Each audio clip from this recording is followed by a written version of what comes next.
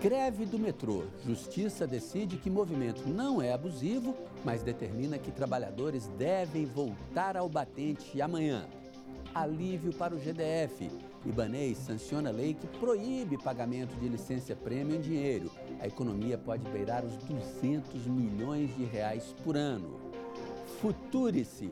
O Ministério da Educação apresenta ambicioso programa de captação de recursos privados para as universidades públicas. Olá, boa tarde para você. Eu sou o Sérgio Amaral e começa agora o Band Cidade, primeira edição.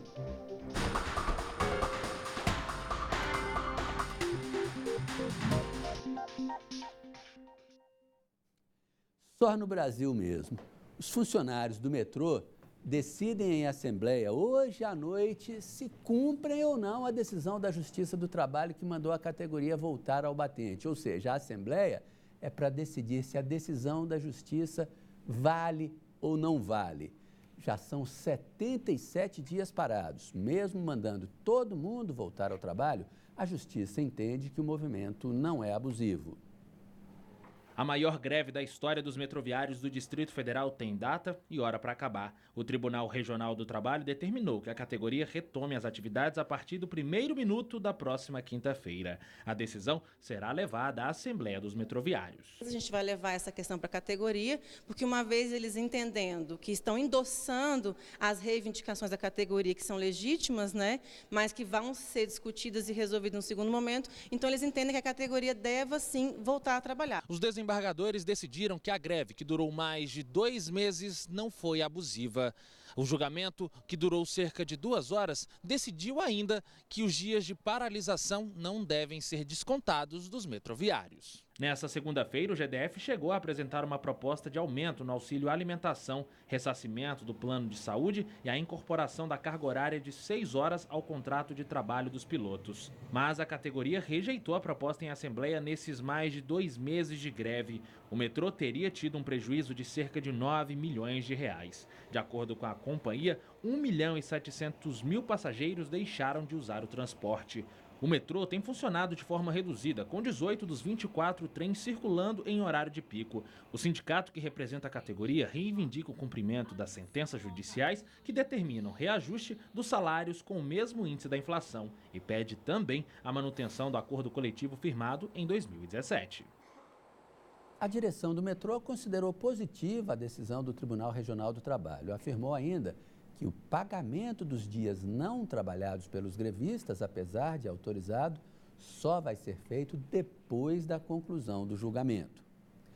Detran nas cidades. Para facilitar a vida do cidadão, um ônibus vai percorrer o Distrito Federal levando atendimento às regiões que não têm nem posto do Na Hora, nem do Detran, a exemplo do Guará. No ônibus será possível consultar pendências com o Detran e resolver a situação no próprio local. O Francisco disse que não esperou nem 15 minutos para conseguir pegar o documento de 2019. Bem diferente de outros postos de atendimento do Detran, segundo ele. Ontem eu fui lá no Feira do Popular e não consegui, porque estava super lotado. E aqui, cheguei aqui 20 para as 9, já estou atendido, já vou embora para casa com o documento na mão. O ônibus fica no Guará até sexta-feira, no estacionamento da administração da cidade.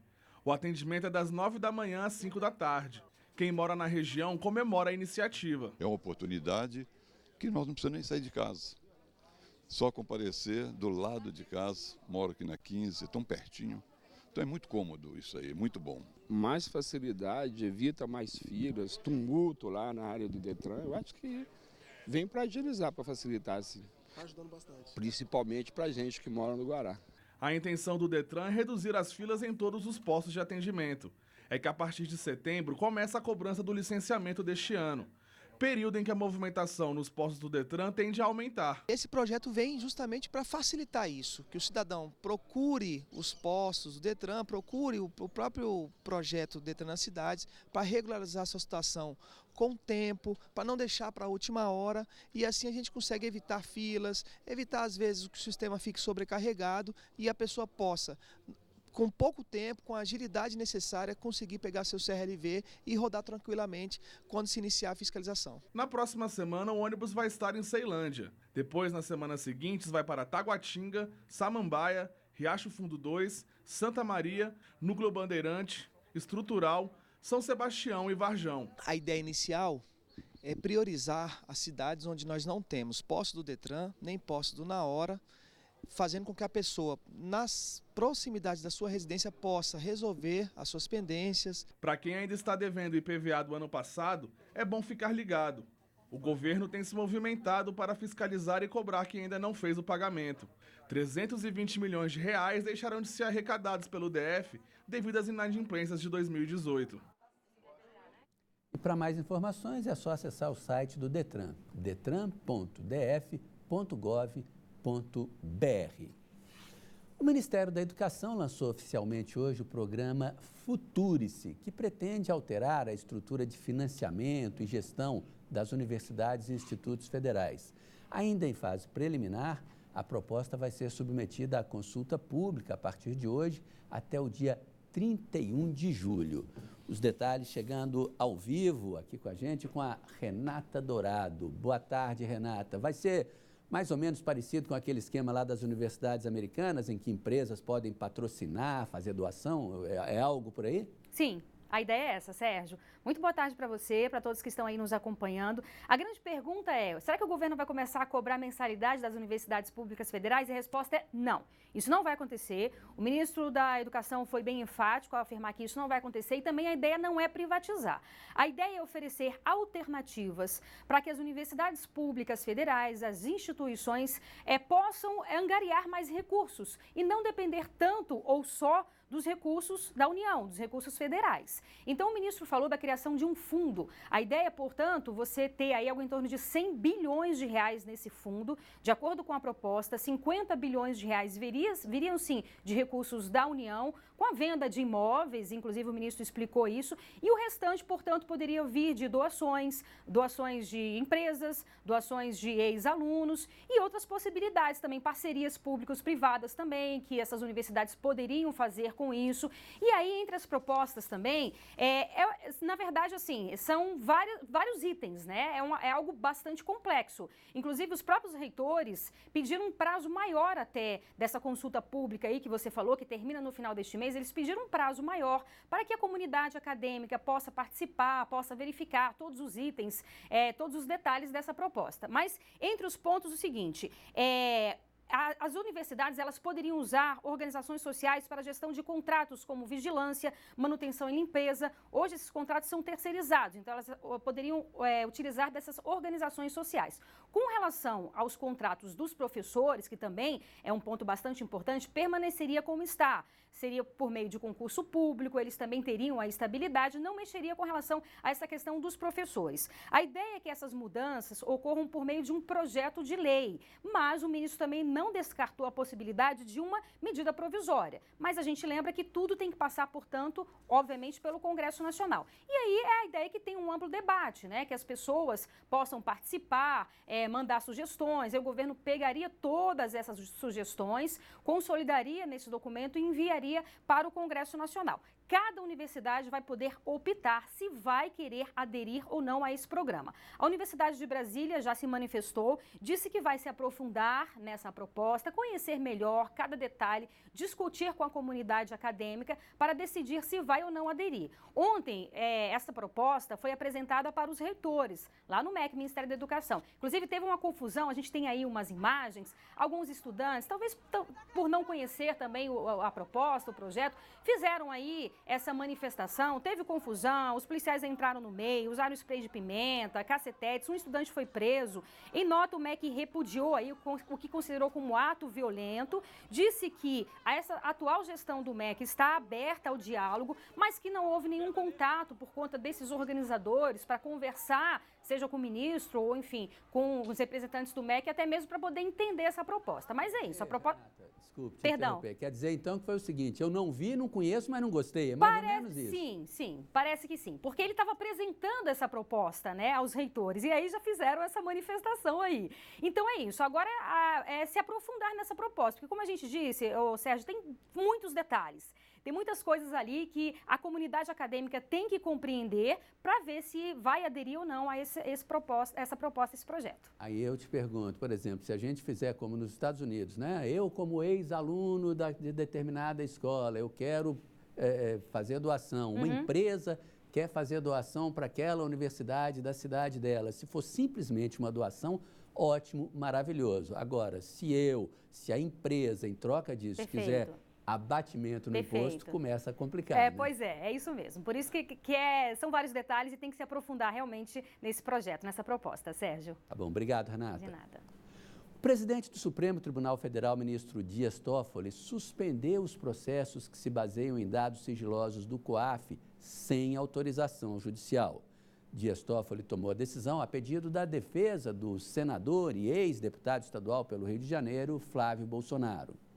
Todas as investigações em andamento no país que tenham como base dados sigilosos compartilhados pelo COAF, o Conselho de Controle das Atividades Financeiras, e também pela Receita Federal, sem autorização prévia da Justiça, ficam paradas até o julgamento definitivo pelo plenário do Supremo, que está marcado para 21 de novembro. No Rio de Janeiro, o Ministério Público apura se houve desvio de dinheiro no antigo gabinete de Flávio Bolsonaro, na Assembleia Legislativa, a partir da arrecadação ilícita de parte dos salários dos servidores.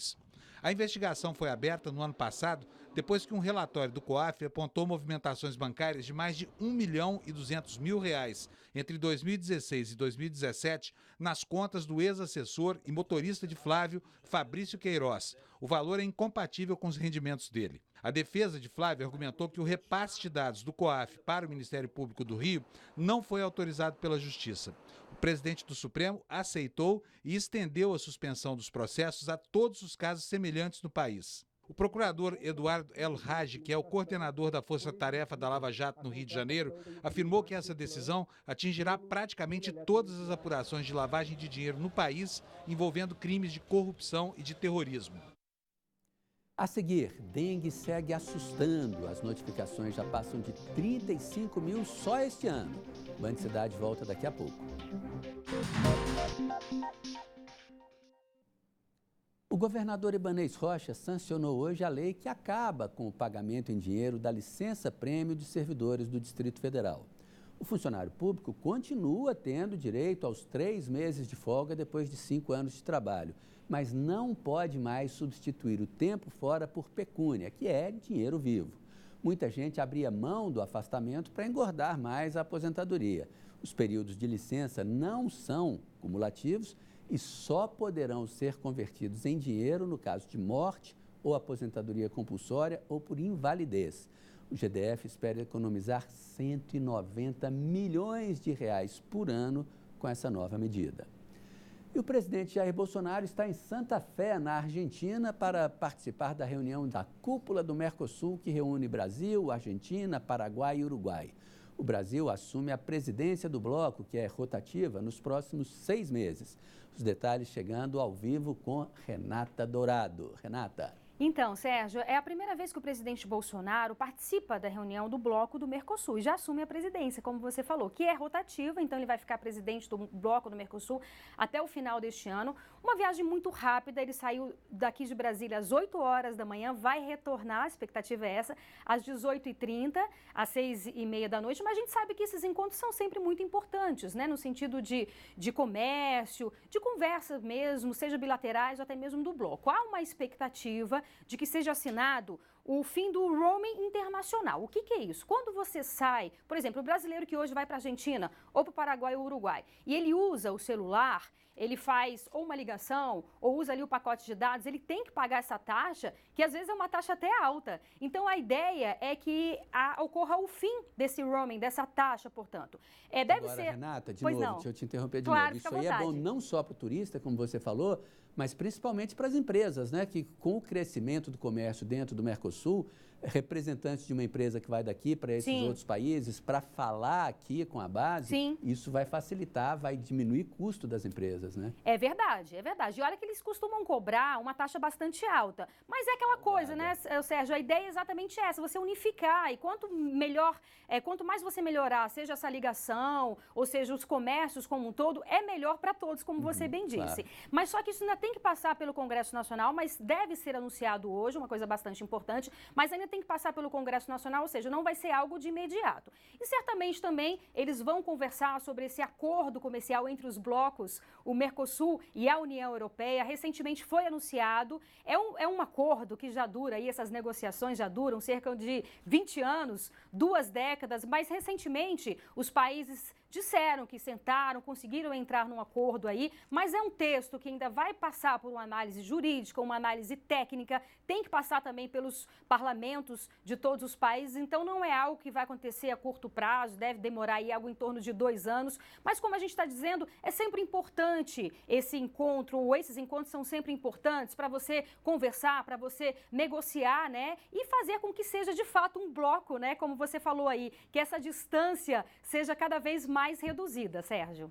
Exato, obrigado, Renata. Ainda tem mais uma coisinha, né? Eles devem fechar também os termos do acordo com o bloco dos países europeus que não fazem parte da União Europeia, né? Noruega, Islândia, é verdade. Liechtenstein, Suíça, que também tem sua importância. Com Obrigado, certeza, Renata. com certeza, Sérgio. Olha, a Corregedoria Nacional do Ministério Público decidiu investigar os procuradores da Lava Jato que trocaram mensagens especulando sobre como lucrar com palestras. O Corregedor Nacional do Ministério Público, Orlando Rochadel Moreira, vai apurar se os procuradores Deltan Dallagnol e Oswaldo Poçobon cometeram desvio de função. Segundo o Intercept Brasil, eles tentaram criar empresas com as esposas para lucrar com palestras, se aproveitando da credibilidade da Operação Lava Jato. Nesta terça, Deltan, Poçobon e a equipe da Lava Jato em Curitiba estiveram em Brasília para uma reunião com a Procuradora-Geral da República, Raquel Dodge. Na pauta do encontro, o vazamento de supostas mensagens de procuradores trocadas com o então juiz Sérgio Moro, divulgadas pelo site The Intercept Brasil. O ministro da Justiça, Sérgio Moro, que está de férias, criticou o vazamento de novas conversas pelo Intercept. O ex-juiz afirmou que é defensor da liberdade de imprensa, mas disse que as reportagens beiram o ridículo ao fazer uma campanha contra a Lava Jato e a favor da corrupção. O encontro aconteceu no mesmo dia em que foi anunciada a saída do coordenador da Lava Jato na Procuradoria-Geral da República. Oficialmente, José Alfredo de Paula deixou o cargo por questões pessoais. Mas o real motivo seria a insatisfação dele e de outros procuradores com o ritmo lento das investigações da Lava Jato na gestão de Raquel Dodge. A delação do ex-presidente da OAS, Léo Pinheiro, por exemplo, está parada na Procuradoria há mais de 6 meses e ainda depende de homologação no Supremo Tribunal Federal. Depois da reunião, a Procuradora-Geral, que nos bastidores faz campanha para permanecer no cargo por mais 2 anos, disse que apoia a Lava Jato. Os casos de dengue não param de crescer no Distrito Federal. Até o último dia 6, já foram registradas mais de 35 mil notificações. De acordo com o último boletim epidemiológico divulgado pela Secretaria de Saúde, o Distrito Federal teve 35.178 casos prováveis de dengue até o dia 6 de julho. Até 29 de junho, foram registradas 34.848 ocorrências da doença. Em apenas uma semana, houve um crescimento de 0,9%, bem no período da seca. Já o número de mortes se manteve estável. Segundo o levantamento, 33 pessoas não resistiram à dengue. As regiões de Planaltina, Sobradinho 1 e 2 e Fercal continuam com o maior número de casos prováveis. Ao todo, foram 7.439 notificações e 10 mortes nessas cidades. Em seguida vem São Sebastião, Paranoá e Jardim Botânico, com 6.946 casos e 5 mortes. A seguir, mais de 800 mil pessoas já escolheram não ser perturbadas por telemarketing no primeiro dia da nova plataforma da Anatel. O Band Cidade volta já já. Ontem nós falamos aqui sobre o lançamento do site Não Me Perturbe, que permite o bloqueio de ligações indesejadas de empresas de telefonia. No primeiro dia, mais de 800 mil pessoas fizeram o cadastro. De acordo com o levantamento da Anatel, até às 8 horas da noite desta terça-feira, 845 mil pessoas fizeram um cadastro para não receber as ligações das empresas de telefonia. O serviço é de graça e pode ser feito no site nãomeperturbe.com.br. A partir do cadastro, as empresas têm um prazo de 30 dias para não mais fazer as ligações. Em caso de descumprimento, a multa pode chegar a 50 milhões de reais. Lembrando que o bloqueio é apenas para as empresas de telefonia, ou seja, telefone fixo, celular ou TV a cabo. Não vale para outros serviços, como bancários ou seguradoras. Você vai ver agora uma cena que tem virado rotina, e que é o retrato do alto desemprego no país. Centenas de pessoas foram até a comercial da quadra 209 Norte para tentar uma vaga no mercado de trabalho. É que uma rede de supermercados divulgou que estava selecionando novos profissionais. A Jusilene chegou cedo para tentar preencher uma das 47 vagas oferecidas pela rede de supermercados. Eu saí 5 horas da manhã de Planaltina e cheguei aqui 6h10. Assim como ela, muitas outras pessoas que formaram essa fila gigante na 209 Norte estavam na esperança de conseguir uma das vagas. E para não perder o lugar na fila, o jeito é se virar. Eu tive que mandar alguém guardar o meu lugar para eu poder tirar um tempinho para me comprar pão. Eu tive que comer pão de queijo, porque não tinha, estava sem dinheiro para almoçar, aí eu tive que me virar. E mesmo tendo que enfrentar o sol quente várias horas em pé e até fome, a Sara não pensou em desistir. Eu ainda não almocei, estou esperando minha mãe chegar aqui para trazer comida para mim, ainda não almocei. Estou esperando se vai sair a vaga agora. Em junho deste ano, quase 2.000 pessoas também fizeram fila em frente a um supermercado em Samambaia Sul. Em maio, 5.000 pessoas tentaram concorrer a vagas em um mercado de Valparaíso. A mesma cena se repetiu em Planaltina. Uma fila de 1 quilômetro se formou em um restaurante que estava contratando. Segundo a Codeplan, mais de 300.000 pessoas estão desempregadas no DF. O Instituto de Meteorologia prevê que a temperatura agora à tarde deve atingir os 30 graus nas horas mais quentes. Já a umidade relativa do ar deve ficar na casa dos 25%.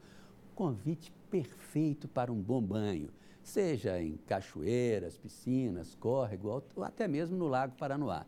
O negócio é dar aquela refrescada, mas todo cuidado é pouco para evitar afogamentos. Só esse ano já foram quase 50 registros. Período de férias significa diversão e quem busca maneiras de aproveitar com atividades ao ar livre precisa tomar cuidado, principalmente se o lazer envolver cachoeiras, córregos ou lagos. Cachoeira, água mineral, que é uma água corrente, né, limpinha, gelada, mas é bom. Eu gosto de nadar, natação sempre foi minha paixão mesmo e a água sempre é muito fria, mas eu sempre venho nadar aqui. Dados da Sociedade Brasileira de Salvamento Aquático apontam que 16 pessoas morrem afogadas todos os dias. A maioria homens, 7 vezes mais do que as mulheres. 75% dos afogamentos acontecem em rios e represas e a maioria por ignorar os riscos. Aqui no DF, de janeiro até hoje, 47 afogamentos foram registrados. Em 2018, foram 181 ocorrências. No último domingo, o homem morreu afogado em uma lagoa em Santa Maria. Flávio de Souza, de 43 anos, estava nadando acompanhado de amigos quando desapareceu na água. Ninguém deve entrar em lagoas ou rios que não conheçam bem, principalmente depois de ingerir bebida alcoólica. A velha e má combinação, né, de água com álcool, ela sempre é um fator contribuinte para que esses afogamentos aconteçam, né? Principalmente com pessoas do sexo masculino, o número de afogamentos desse incidente com homens ele é aproximadamente 7 vezes maior do que o número com mulheres e geralmente está associado com a negligência, né? Às vezes a pessoa não conhecer os próprios limites, não superestimar a sua natação e fazer uso de bebidas alcoólicas ou até outras drogas e entrar na água. E infelizmente essa combinação ela acaba em fatalidades. Outro alerta é o cuidado com as crianças. Mesmo com boias, pais não devem deixar os menores distantes. O principal cuidado é a supervisão dos pais ou dos responsáveis que estão presentes. Nunca, mas nunca mesmo perder o contato visual, mesmo que seja numa piscina. Sempre tem um adulto vigiando, preparado só para ficar de olho ali, né? Não é só alegria, é só curtir. Só alegria. Aqui na Band você tem sempre um canal direto para fazer denúncias, mandar vídeos e mostrar os problemas aí de onde você mora. É o WhatsApp do Band Cidade. Anote aí o número, é o 999769204. Mande seu vídeo para cá que ele vai virar uma reportagem aqui no nosso jornal. E o Band Cidade, primeira edição, termina aqui. Vem aí os donos da bola, Dani Pança, CJ e Ramon Vilar. A gente volta a se encontrar amanhã ao 12:30. Tchau.